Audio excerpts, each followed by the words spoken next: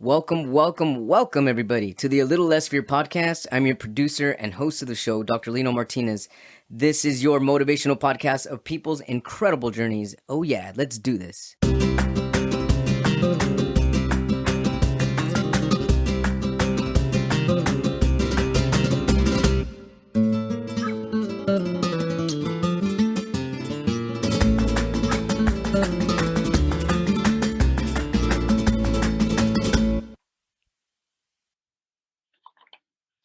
Welcome back, everybody, to the A Little Less Fear podcast. Today, I would like to introduce Michelle Shekhinah. Michelle was married for many years and was a stay-at-home mom for 2 children. In 2015, Michelle realized that her husband was addicted to drugs. In this time, she had experienced financial, emotional, and sexual abuse from him, which turned into his sex trafficking her.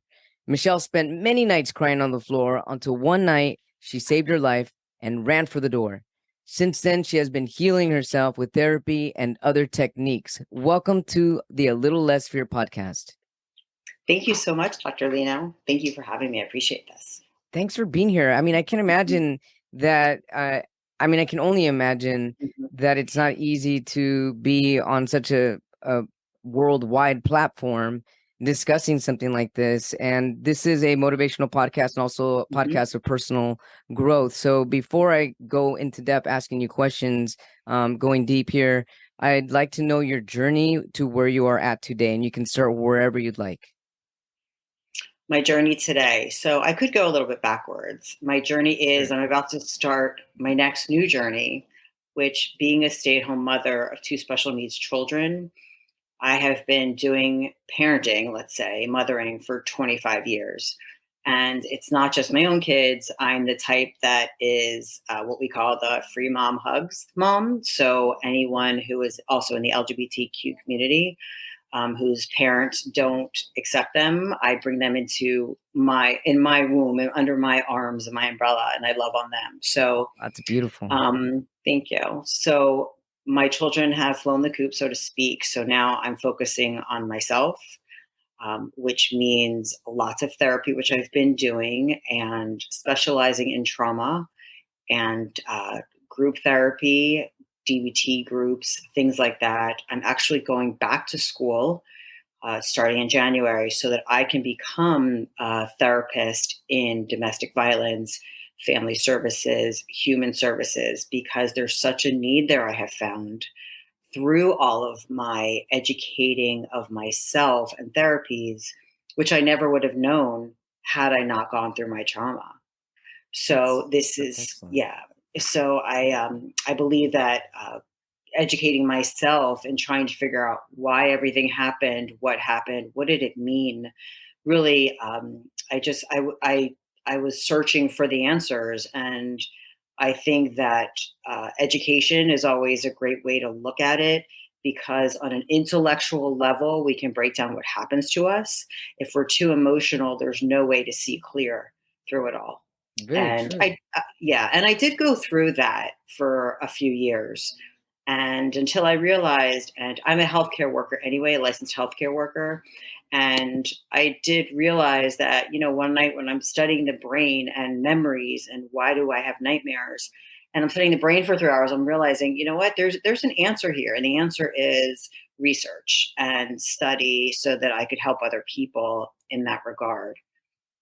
Beautiful. So that's when you had that epiphany research so that you can help other people, how did that information come to you? Did you have your eyes closed? Were you praying, meditating? Was it just like a random thought that came to you? Well, so let's go back a little bit, maybe a few months ago, where I had just left, not even just my husband, but a toxic work situation earlier this year.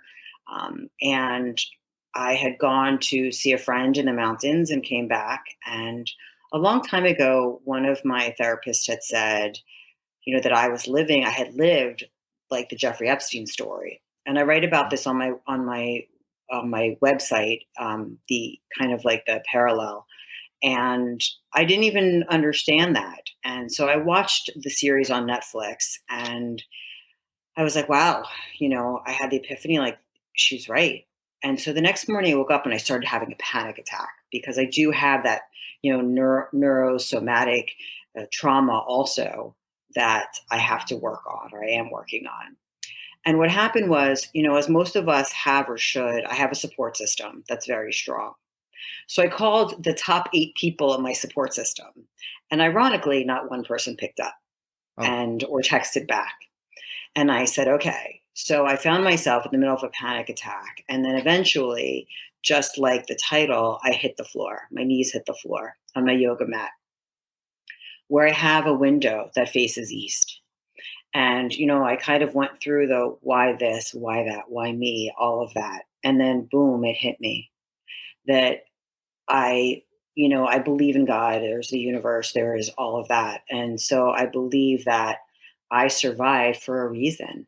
hmm, And I was never alone in the situations that I was in. That entity was with me. I also believe in our ancestral background. Um, Even if it's someone who's adopted per se, you still have those genetics inside of you, whether you know them or not. oh yeah, And, it takes over 4,000 people to make ourselves. And and that's I incredible. yeah, it is. And if you think about it, and then I come from a very strong female background, and they've all gone through so much trauma in their lives, just like all of our ancestors did. I mean, if you think about Right. everything, and I'm a big history buff. I love watching period series and movies on Netflix and all of that. And so if you think about everything that all of our ancestors have gone through and then created us, we have that within us. So at that moment I'm on the floor, I kind of felt that.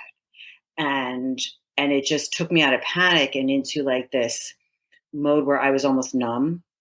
Hmm. And I had felt this feeling before and then I identified it with those past times where I was given something and I didn't know, um, whether it be an alcohol or a substance, a drink Uh-huh. or a drug.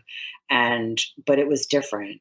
It was a more secure kind of numbness. And I'm looking up in the window and the sun is coming through and I could see my reflection and I was like, okay, I got it.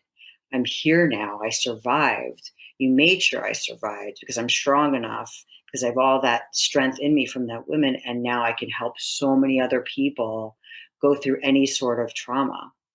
Right. Because I always say that trauma is like a number line. You have from 0 all the way to infinity.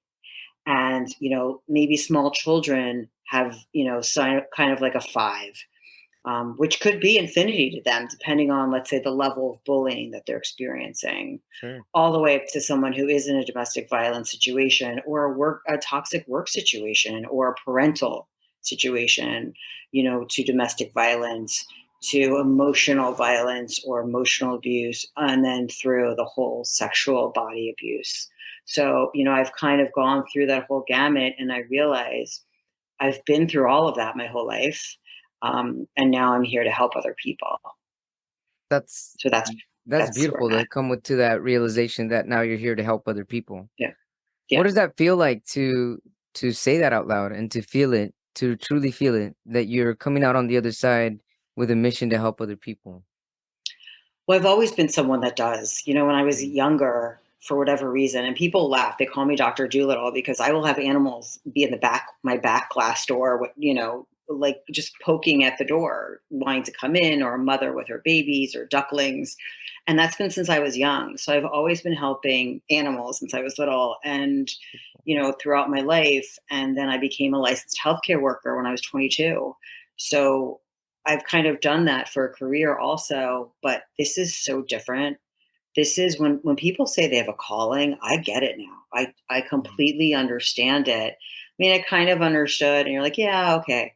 But there's a certainty in myself, in my soul now, which was once broken. It's now kind of put back together Mhm. since that moment. And there's no stopping me at this point. I can feel that, and I hear that, and I think Thank that's you. incredible. Keep going. Thank You're gonna you. change so Yeah. many lives. I can already feel Mhm. that. Yeah, and I've been doing that. I mean, even since I came out, I would say in the first 3 months, I would start helping people that were still in it. And even through my own healing, I was helping other people, which helped me heal, because that's really Mhm. how we do that. Is, they say, what is it when you pay it forward? It's sort of in that way, but it's helping while healing, and it Oh, really heals your. absolutely. It heals yourself, just like I'm sure you've experienced on your own. I have. I have Hmm. actually. Yeah, yeah. So while we go backwards here, and you Hmm. said when you first came out, are you okay to talk about this when you first came out? Hmm. Yes, Can you take us through that? sure. When I first came out of my marriage, it was really scary. It was How long were you it. married, Michelle? I was married for over 20 years, Okay. and it was supposedly a happy, wonderful family life. It looked like all the picture frames that you see. I created that. And it was a friend of mine that said that, because I said, was everything a lie? Well, on my part, it wasn't. I truly love this man. We have two children that I absolutely, they were intentionally created out of love. And then I had a home that we entertained. We did religious holidays, regular holidays, secular holidays. I had, entertaining fundraising events, big, huge events for the community and my neighbors. So, and I did all of that myself. And so to me, it wasn't a lie. What I didn't know is what he was doing. Mm-hmm. And, that was, and I didn't know who he was, apparently. So when I got out of it, it was, it was about 16, 17 years until he started whatever it is that he wanted me to do, or whatever he was doing, he led me into. Mm-hmm. Um, when I left with nothing practically, and had to go to a safe home and put myself there for a month and really readjust. I had I had things like running through my body. I remember I was lying in a bed and I started shaking. I didn't have very much control over my bodily functions, because there was obviously something going through my body. I had lost about 18 pounds in 3 months and I couldn't understand it. And, whatever was in my system being given to me, perhaps without my knowing, it had started coming out, because I was away from him. I was away from that situation. I was away from the groups of people that we were with, that Mm-hmm. he wanted to be with all the time. And it was just me. And I could feel, so there was a couple of, I would say there was about a week or two where it was almost like a detox. And Yeah. yeah, exactly. And I mean, I don't know from that. I come from a very traditional professional background. So this was all new to me. And the people that I was with really didn't know about any of that also. So I was really hesitant, actually, to go to the hospital, to go to the doctors, because I was so concerned that if they found drugs in my system, and he even threatened that I would lose custody of my daughter. And she was a minor at the time. She's no longer. Mm-hmm. And so I waited, and I really thought I was going to die in that person's bed. And being a healthcare worker, I knew how to get myself to a point where I would be physically safe, in that regard, and manage my symptoms of what I was having. Um, and I took really good care of myself normally. So I just kind of, I raised that level a little bit more with healthy eating and vitamins and supplements and lots of hydration, of course. And I got a lot healthier. And then my family, that were once isolated from me, by his choice, I'm the youngest of a lot of people, a lot of siblings, and I come from a large family. But he made sure, as they do, that I had no contact with them and that I was against them and they were against me and all of that. So they literally wrapped their arms around me and took care of me then. That's And beautiful. yeah, it was very beautiful. And then I finally did go and get all of the medical help that I needed, and the psychological help, and I immediately went to Women in Distress. And they're actually the ones that said, you're in a domestic violence situation. And, even then, I wasn't saying those words, Mm-hmm. because I was so as we know, gaslit and brainwashed and all of that for years, Right. especially in the end, that he had me thinking or questioning, did I want that to happen? Did I do that? Was it my choice? And the answer is no to all of it, Right. because we now, again, this is where education comes in. Exactly. There was so much coercion on his level.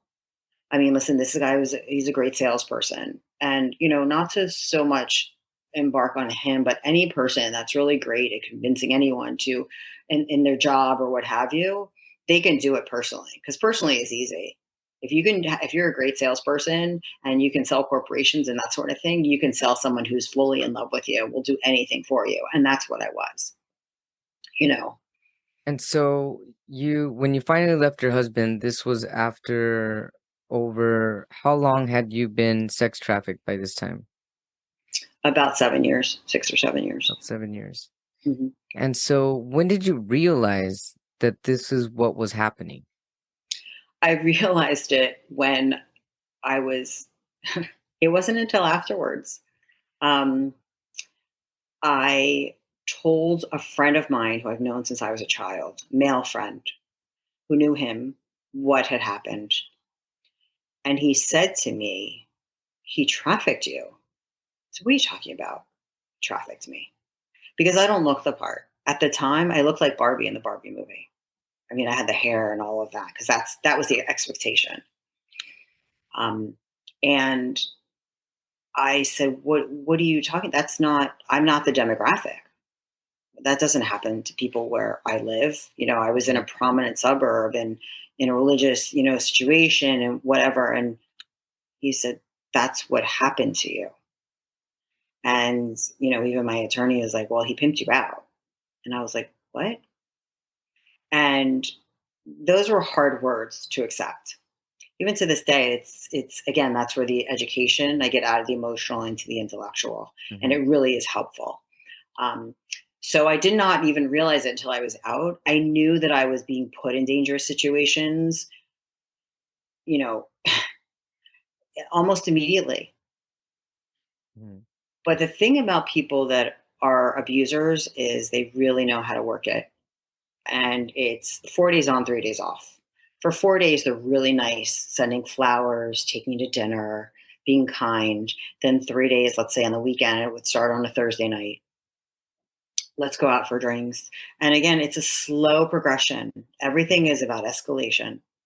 It's the frog in the pot of water. You do it very slowly, otherwise they jump out. Mhm. And that's what happened to me. And he started grooming me the day that we met, even before, because we met on the phone. He proposed to me after 6 weeks in front of 100 people. I mean, now we know better, Yeah. that I thought that was chivalrous and romantic. I definitely wasn't prepared for that. And it took me a while to answer him. But again, anyone who does that is a little bit on the manipulative side, if not a lot. We know that now. This was a long time ago. We that never would happen to me now. Now that Hopefully you it look doesn't. back, Mhm, Michelle, now that you look back and your mind is clear and you're able to see that he manipulated mhm, you from even just asking to marry you mhm, within 6 weeks, mhm, are you able to see any other instances where there was him already mhm, starting that manipulation mhm. process, kind of getting you ready for sex trafficking? Or did you not really feel it or see it until it was actually happening? Or if I'm making any sense right now. You're making complete sense. I'm Okay. thinking, I'm going back because it's a long time to think about. Sure, sure. He was doing things, and he admitted even to me in the end, because when he would get intoxicated, and it was to the point of like almost oblivion, where I would know after a certain hour, he would have 10 drinks in the night, because he was also taking something, a drug that would keep him to the point where he could still function. Well, not function, but or I'd be sick after the second one personally, but Mhm, he would have 10 drinks, and of course I knew after the second one I'd be driving home. And then on the way home, it was like all admitting and confessing and all of that. So, he would confess to me that he was getting massages, certain kinds of massages. earlier when we were married and our kids were little, things like that. When his family would be at my house for brunch, he would excuse himself, his back hurts, and he'd be doing that. Or when he was away, let's say in Vegas for work, oh, I'm getting a massage in my room. I have to go. I don't feel well, whatever. And I'd be like, okay, honey, well, I hope you feel better. I'm going to take care of the kids. Because again, I was so naive. I didn't know. Sure. So I missed a lot of things. Um, the sex trafficking didn't come until it did. Uh-huh. There was no warning to it whatsoever. Literally no warning. Um, I was in our hotel room, and he walked in with someone, and it's 6 o'clock in the morning, and he kept me out the entire night, and all that goes along with that. And this was in Las Vegas, Mhm. and I'm sitting at a bar because he's using a restroom in the lobby. No one's in there. They're starting to get ready for breakfast. I'm exhausted and wanting to go to bed, and this this man comes and sits down next to me. This good looking person out of nowhere and all of that. His perfect man that he has claimed to say, if it would be. And it didn't even dawn on me that this is probably someone who was paid to sit next to me Mhm. until I was 2 years out of the marriage. Like, that's how clueless I was. Mhm. So we were talking, and then he comes, and this is what he would typically do. He'd come and become really great friends with this person immediately, arms around each other and talking. And now I'm like, I'm going to bed. It's time. Sure. And I'm waiting now for my husband to come, trying to stay awake. Okay. He walks in with this person behind him. And now I'm in a hotel room with a locked door. And I don't know how to end this. And he keeps the drugs going. And so, and that's what he would always do, was make sure that everyone in the room was being controlled by him. And, everyone's doing it. Come on, don't be a party pooper. You're going to ruin the night. All of these things were said to me all the time, or Yeah. just the aggression, or the silent treatment I would get for days if I didn't partake in whatever it is that he wanted to do. And then, after the situation, it would be like, I really enjoyed that because I also enjoyed being close to him. So it really wasn't about me per se. It, it was about the whole situation. And I was told, by a professional, that he probably put me in situations that he, in fact, wanted to be in himself, Most but wasn't likely. ready. Yeah. Yes, but wasn't ready. Right. So, you've been doing this quite a bit. You understand. And I'm still learning that. I'm still learning the educational part of it, or talking to people that are Mhm. in the know, so to speak, Right. um, because I didn't even come to that. Someone had to explain that to me, that it wasn't even about me. When you think about the first time it happened, and Mhm. I mean, I'm not sure if you've That had was. the right, that was the first time that that Mhm. happened. And have you had the chance to look at or think about or remember the last time it happened and whether the Mhm. situations were similar or did they start to progressively get worse or more abusive? I mean, what was the last result of that actually got you to snap out and say, "I'm out of here. I'm done." Mhm. They did get worse because, it wasn't just him. There were other people involved at this point. I had become a pawn for quite a few people, for groups of people. There Mhm. were 3 different groups. Um, and, I've explained this. We talked about the Jeffrey Epstein story, and that's just a horrific situation because you're dealing with children. And what I have said was, this is a person that knew everything about me, every childhood trauma, the shadow work, all of that stuff that we know about now. He knew everything. He knew all of the situations with my family, or, my parents, all of that we all are always working on. And he exploited that. Yeah. And he would tell everybody, she was this, or, she was fat when she was in high school. You won't recognize her. Or she was, wants attention, and he'd rip my shirt open and, do all of that. Or other people would say things to me. So, in that regard, and here I am very naive because, I'm still raising these 2 kids in addition to having to deal with this. And, and so, it's almost like as if they were dealing with a child, or a teenager, I should say. Exactly. And because they were preying on me in that, and he would have me do things that were very unbelievably inappropriate for a woman and a mother of his children. And some of that I didn't know what to say. I didn't know what to do. And this is more so in the beginning of it. And of course, it was, here's more drinks, here's more drug. There was no was not an option. And then keeping me up. So there were definitely times where I'd be up for over 24 hours. And then he would present the situation. So my coherence level is very low. I'm not in my right mind. And all I kept thinking was, I just want to go home. I have to be home. I have this to do. Whether I had sitters or family watching my children, those were my kids. Like that was my life. This isn't my life. But what happened was, for him, the scale switched. So now I'm doing a balancing act. So, and I see him escalating and progressing, and he's got other people now. So the situation happens, and I'm being, shushed, or my hand over my mouth, or going to a club where he knows the owners, and he walks me to a back room, and I don't know where I'm going, and he's got my hand and I'm following him, and people or someone's following him, and the door is shut and security's on the other side, male, or watching. And it wasn't always sex. Sometimes it was just, a little act or whatever it was. And I just knew that I couldn't get out. And there was no screaming. The person who would be helping was the one at the door, holding the door shut, or looking in, or whatever. So there was no way out.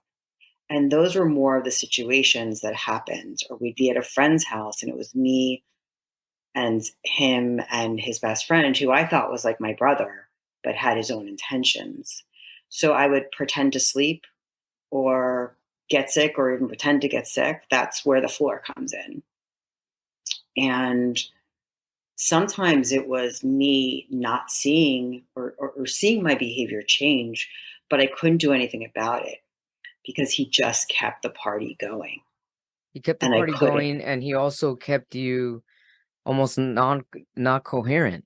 So No, you're not exactly. sleeping, you're probably not Exactly. eating well, Mm-mm, you're mm-mm. exhausted. Exhausted. There's alcohol, there's drugs, all Hmm. kinds of stuff. Hmm. You're Hmm. not feeling safe. That Right.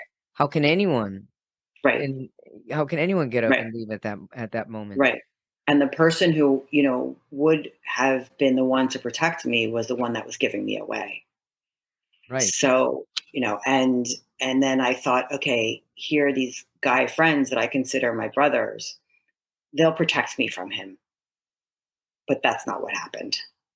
And again, even the women had their own agenda because of their boyfriends or spouses, that they wanted me with them, whatever it was, or just to be a pawn in their game, because it's like a group of mean girls that have been friends for years, and here I am coming in, and it's like in the movie or the theater show, it's like, come sit with us. And I'm like, okay, I'll be a part of your group, just like in junior high school. Like I said, it's Right. like playing off me as a young teenager, Right. and then him manipulating that situation because he was friends with all the girls. So, Mhm. like I left with nothing. I left with no friends. None of my furniture. Like, I left, and no trust either. Michelle, what got you to finally leave? It took a good 2 years. I'll be honest with you. The kids are always an issue for everybody, and financial is always an issue. I had nothing in my name. I had stopped working, of course, when we had the kids. I really didn't have an option. I was the caretaker of them. I had a team for each child: medical doctors, school educators, tutors. Fighting the school board for their rights, their education, all of that. He supposedly went to work and worked, but in the end, that did not happen. He had stopped doing that. It was a really hard decision in the sense that my kids wouldn't leave with me. They didn't want to leave their beds or their pets or their Xbox or whatever it is the kids like in their home. Because even though he was doing things either to me, or punching a hole in the wall, or running out saying he was going to kill himself, and my older son saw that, they didn't want to leave. My older son was was worried that his father was going to do something drastic, and he wanted to be there to be the parent, as he said. To My be younger there to one, protect him. yes, to protect him from himself, essentially, Hmm. and still does, mind you. And my younger one was, I tried to protect her as much as I could. He would come home intoxicated and just want to go in her room and say hi, and like he was so inebriated. Or if I would go in there, he would to say goodnight to her. He would start arguing with me in front of her, and it would just be a whole scene. And I knew that he wouldn't hurt them. His Hmm. behavior would, but he wouldn't hurt them. And then it got to be at the point where I thought to myself, if I stay, I will not be alive in a week, because I had no control over my thoughts. I knew that something wasn't right. And physically and emotionally, I knew something was not right. Oh. And I just left. And I didn't leave and then say goodbye. What happened was my daughter was just starting high school. So even though I was in a safe house that was about 15 minutes away, I would make her lunch at that house, go wake her up in the morning at where she was, my old house, get her dressed, help her get ready for school, and take she and her friend to school. So, and then I pick her up from school, get them snack, homework. So I was still running the kids, but I wasn't sleeping there. I was afraid to touch anything. I was afraid to eat anything. I mean, there really were no groceries, so I would bring groceries over. I was still manning the house. I was still parenting. I just didn't. When he would come home, I'd leave. I didn't want to be around him. I didn't feel safe. All of that. Um, And but again, mhm. when you finally go ahead, then again. Well, I knew that he'd be okay. And then I had tried to take my daughter with me, and she stayed for about 2 days, but then she was just insistent about going back. I mean, she was a young teenager at the time, so I obliged her in that regard, with the full intention on getting a home quickly that I could move into, and I did. I And did. so when you finally decided to leave because you felt that there was something that wasn't right with that Mhm, situation, mhm, you hadn't been feeling well for a while, mhm, you were physically exhausted, mentally, mhm, emotionally, spiritually, all of it, I can imagine. mhm. And when you finally did leave, the day that you left, are you able to take us through that process? I want to say it was a night. Um, it's funny because I really, it's like our brain protects us. Right. So I really don't remember the exact moment. I remember that I had my suitcase packed.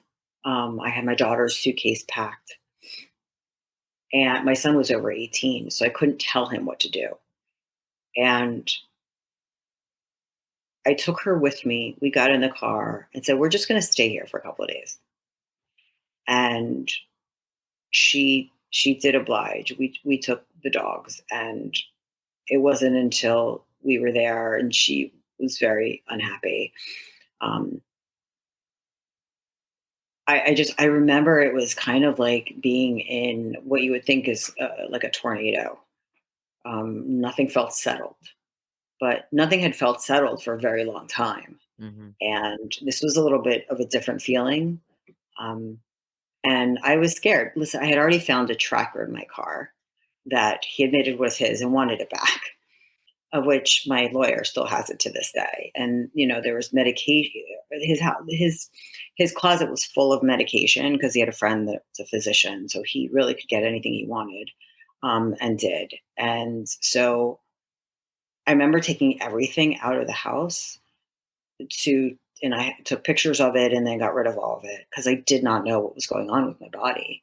So I wanted to have that information, proof, and then get it out so he couldn't hurt me or anyone else with it. Hmm. Not that he couldn't get it and hasn't still, but that was the goal there. Sure. And then I had gotten a phone that he couldn't track because I mean, again, he was tracking everything of mine, and I didn't know really until after the fact. And then there were people following me, and because I knew the people that I would go into a store and I would see them, and they were friends of his, but he didn't know that I knew them, because we were, let's say, friends on Facebook, and I recognized the couple that were kept following myself and my father around, and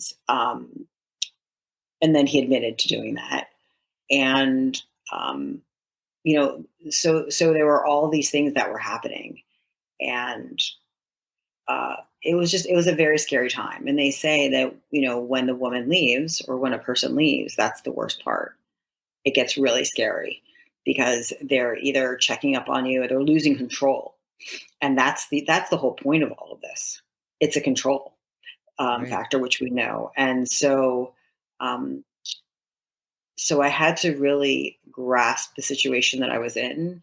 And what I did was I really honed down and got off of social media for a while.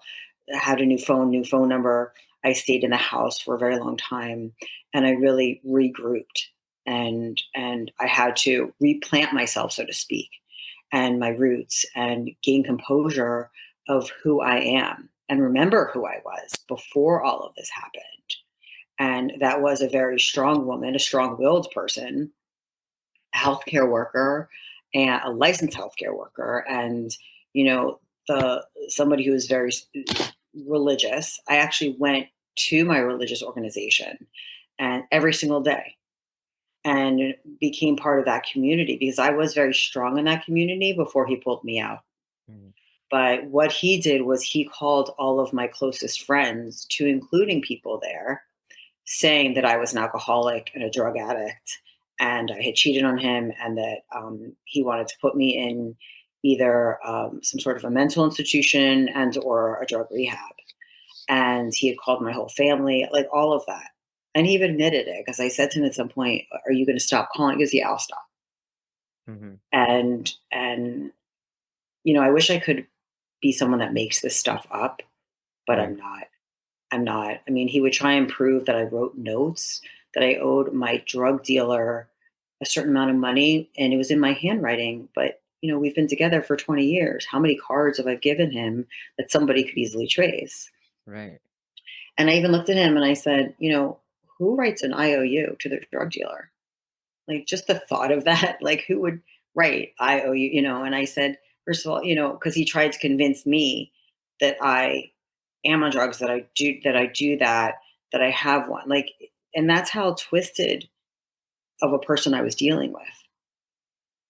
Michelle, So, when you left and you had your daughter with you, do your kids know now? How long has it been, Michelle, since you left?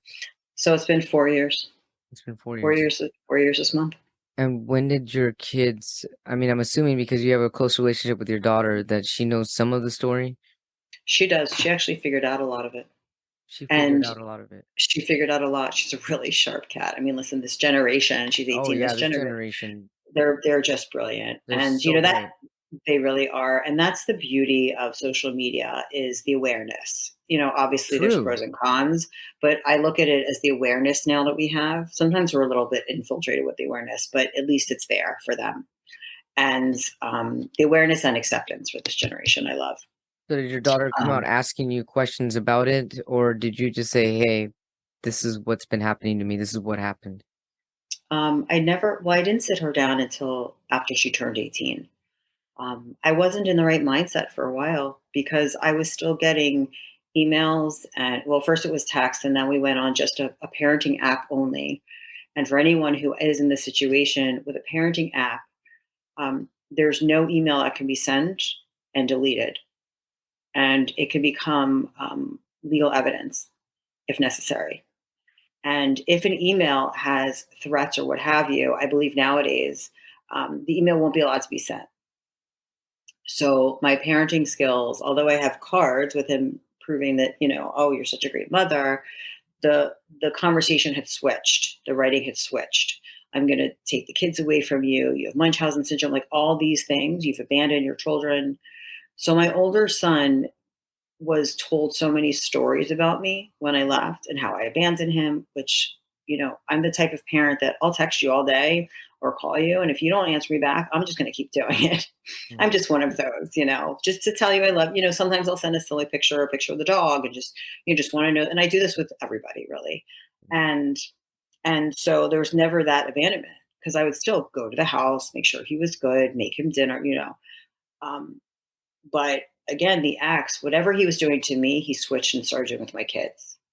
My daughter had to start being his partner and support him like I would, whether it be in his business or mentally, or he would ask for dating advice. I mean, it was very odd, the relationship. And she has seen in the last 4 years um, his progression, escalation of what we know as a narcissist. Like she says, he's not even human.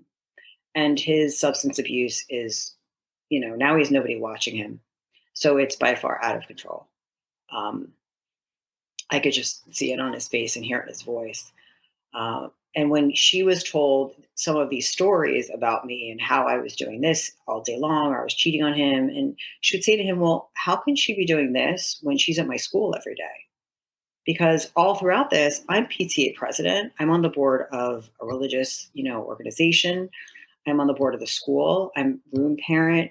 I'm I'm volunteering. I'm fundraising chair for 5 years. I mean, like I'm working with special needs kids, and now I'm working with LGBTQ community. Like this is my life. That's my real Mhm. life. Yeah. And then I had to do this.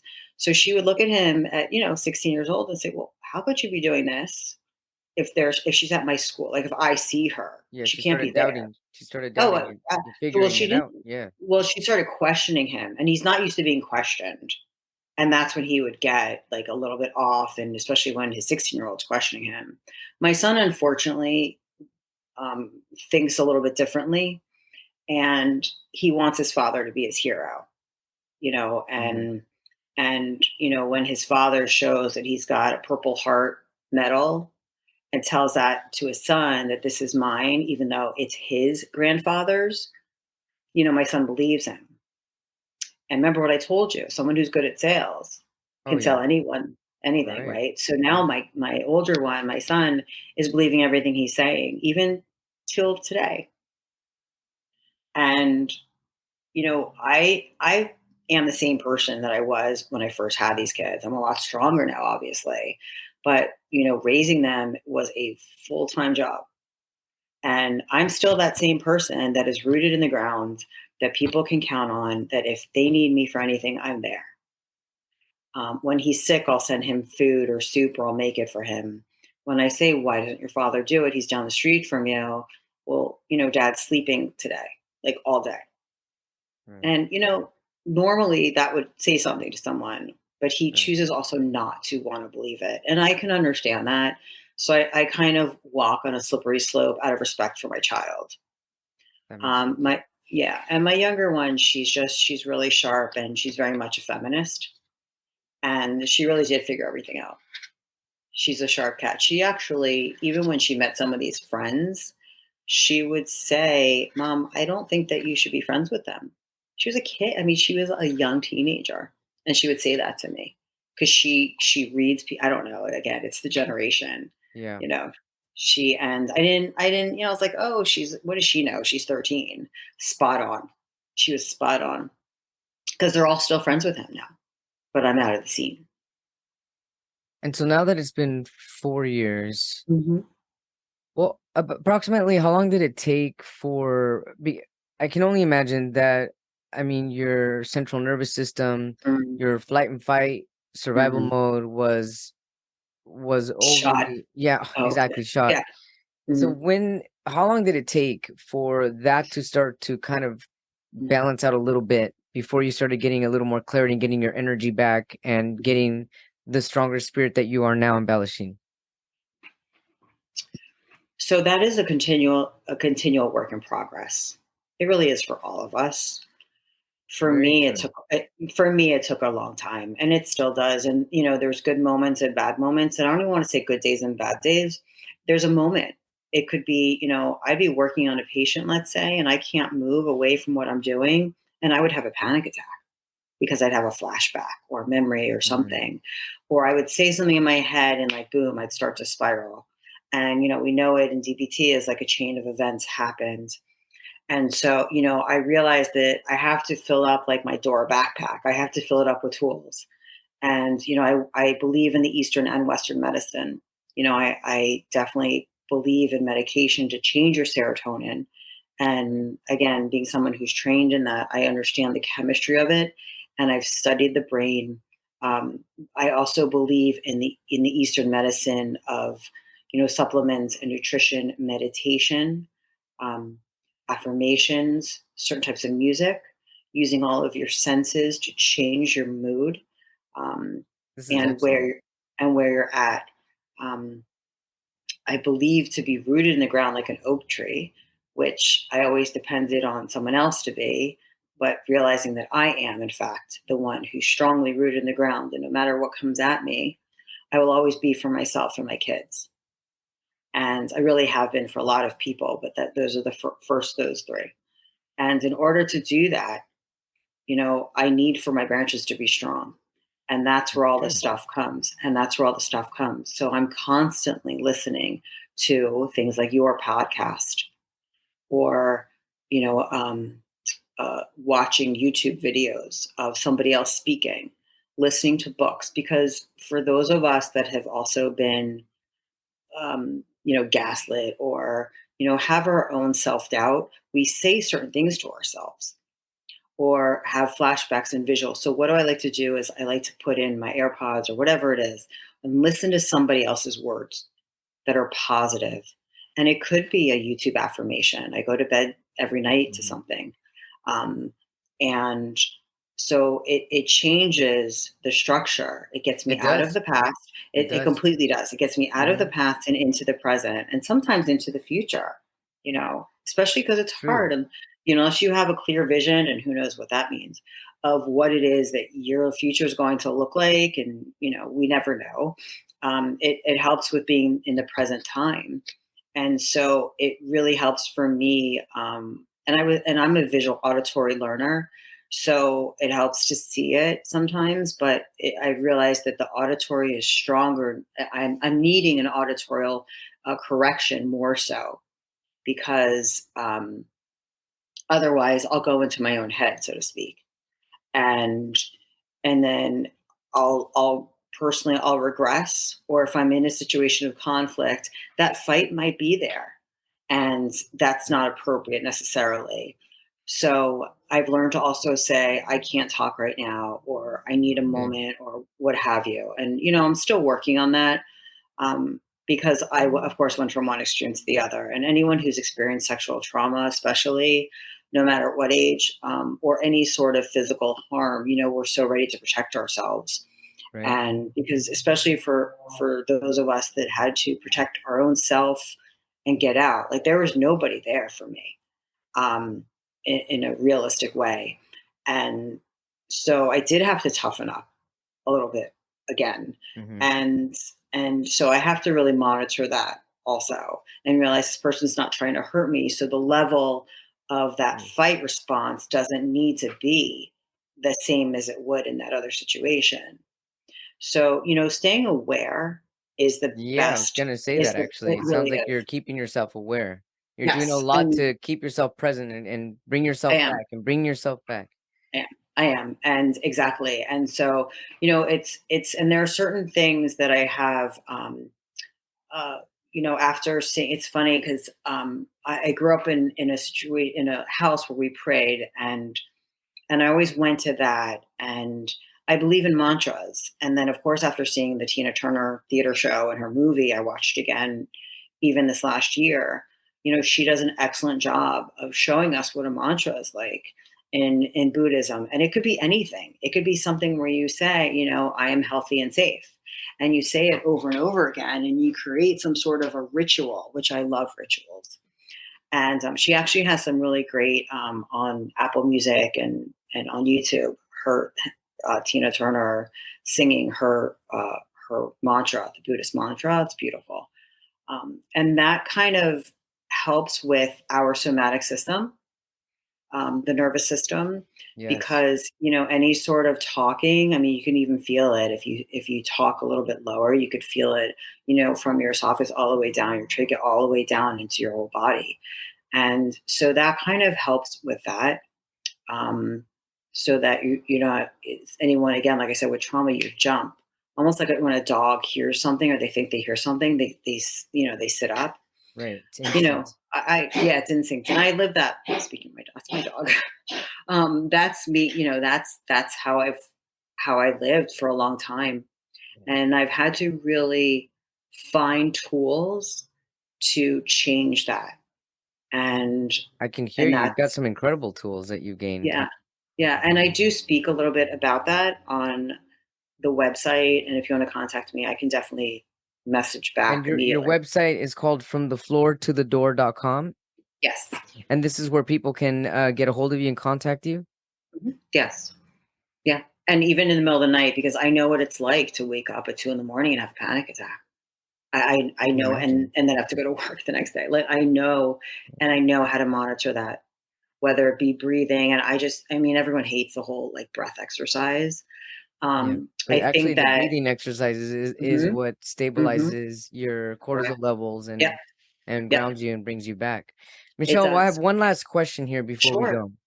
What is the number one piece of advice you can give a woman that is being abused? We all hear it. It's trust your instincts. Trust your Trust your instincts. instincts.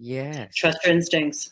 We, especially as women, are created to have more so because whether we choose to or not, whether able to or not, we are created to have children, or ancestors were created. Remember what I talked about with all how many people it took to create you.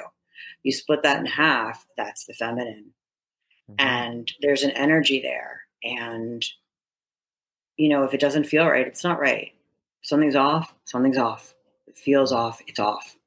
And it could Yeah. be the slightest thing, and there's many instances of that. So I'm going to throw with that, I'm going to throw in prepare yourself slowly, prepare yourself in every aspect, physically, emotionally, financially, whether it be gift cards that you buy and or money somebody holds for you, you put it in, underneath your car, the seat of your car, slowly. I'm the type of person that always wants to be prepared. Having children made that worse. I always had enough for my own kids and everybody else's kids in the diaper bag. So I would have 4 pairs of shoes for everything just in case, and sweaters like my grandmother did in my car. So when I left, I had clothes in my car, um, which was kind of funny, actually. We've talked about that. But um, start doing some of that and play it off as, well, it's cold in the office, or, I never know, or I might be going for a walk after work, in the neighborhood, in this way I can just put on my sneakers. Just always be prepared in some form or another.